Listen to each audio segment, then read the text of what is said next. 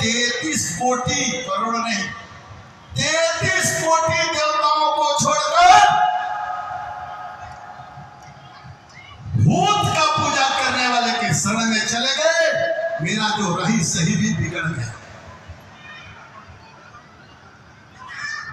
जो जिंदा कुछ न कर पाया तो जमीन में गड़ा हुआ कब्रिस्तान मेरा भला करेगा क्या? नहीं कर सकता। हमारे साथ चिरंजीवी देवता है जिसमें हनुमान जी है, उनको छोड़कर और दूसरों के शरण में जाएंगे तो क्या हम बचेंगे? क्या बचेंगे? क्या बचेंगे? क्या आवाज पहुंच रहा है? आवाज माताओं की आवाज आखिर पहुंच रहा है क्या? अच्छा एक बताएं इसमें सासू कौन कौन बने हैं? हाथ खड़ा करिए तो सासू बन गए।